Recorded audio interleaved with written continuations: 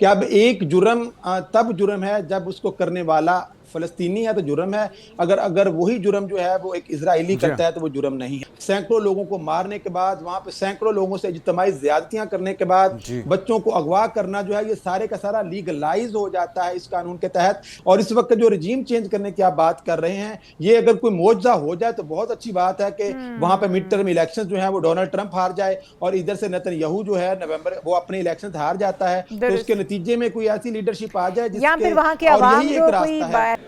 देखें इस वक्त जो पाकिस्तान, टर्की, इजिप्ट और जो दीगर कुछ रियासतें साथ मिलकर कोशिश कर रही हैं ना, वो बिल्कुल यही कोशिश कर रही हैं किसी तरह से अरबों को और ईरान को एक पेज पे लाया जाए।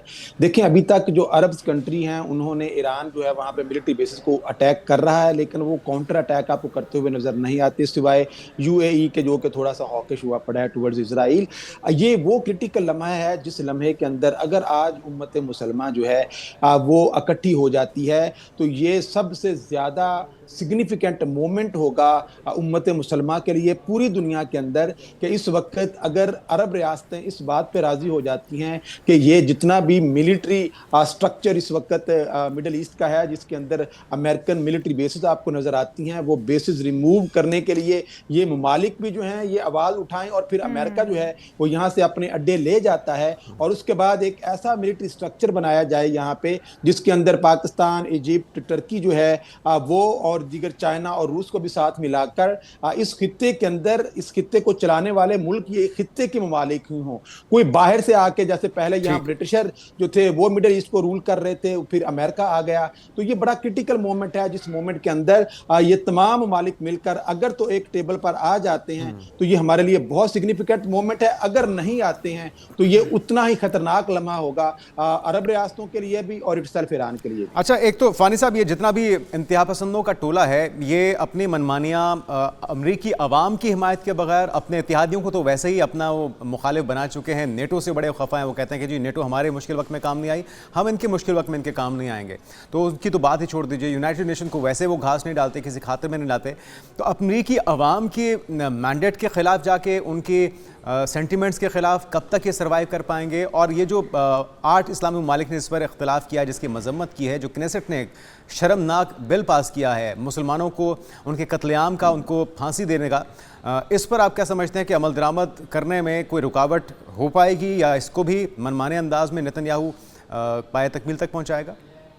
देखिए ये उसी आलमी जो कानूनी निज़ाम था ना, ये उसी की तोसी है। जैसे आलमी निज़ाम के अंदर इसराइल को एक इम्प्यूनिटी हासिल थी, उसी चीज़ को उन्होंने अपने जो दाखिली सियासत है उसके अंदर भी ले आया है इसराइल कनेसेट के ज़रिए से कि अब एक जुर्म तब जुर्म है जब उसको करने वाला फ़लस्तीनी है तो जुर्म है। अगर अगर वही जुर्म जो है वो एक इज़राइली जी हाँ। करता है तो वो जुर्म नहीं है। दुरुस्त। इज़राइली जो है वो कत्ल भी कर दे तो वो जुर्म नहीं कहलाएगा।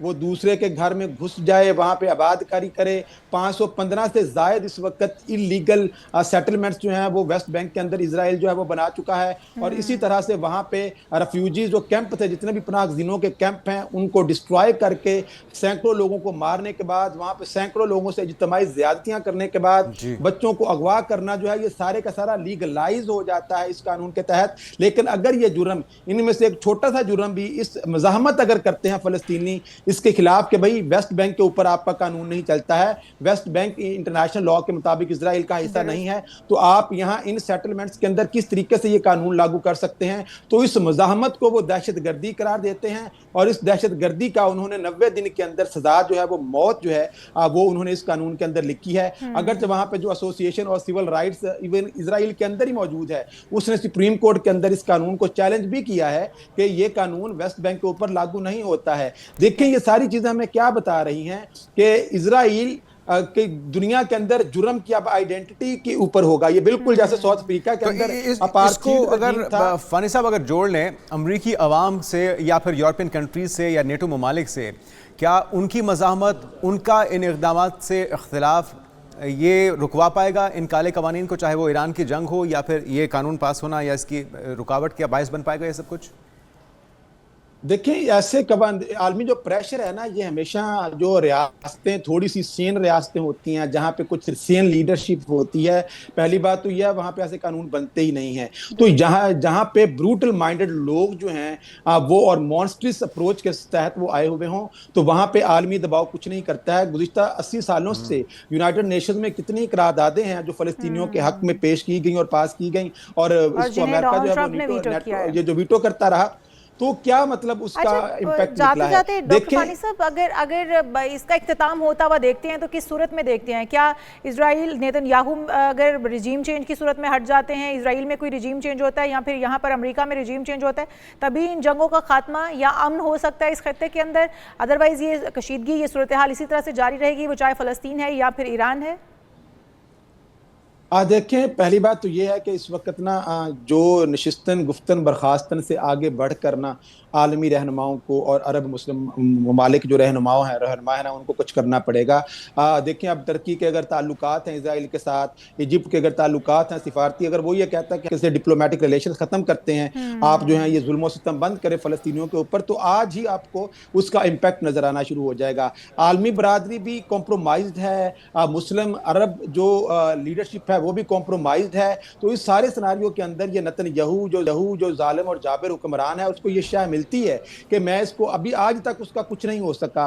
गुज़िश्ता 30 सालों से वो एक मुसलसल झूठ बोलते हुए फ़लस्तीन को और ईरान के खिलाफ दुनिया को वो भड़का रहा है, आज तक उसके खिलाफ कुछ नहीं हो सका। और इस वक्त जो रजीम चेंज करने की आप बात कर रहे हैं, ये अगर कोई मौजज़ा हो जाए तो बहुत अच्छी बात है कि वहां पे मिड टर्म इलेक्शन जो है वो डोनाल्ड ट्रंप हार जाए और इधर से नेतन्याहू जो है नवंबर वो अपने इलेक्शन हार जाता है, तो उसके नतीजे में कोई ऐसी लीडरशिप आ जाए या जिसके, फिर वहां के और अवाम यही एक जो रास्ता कोई है।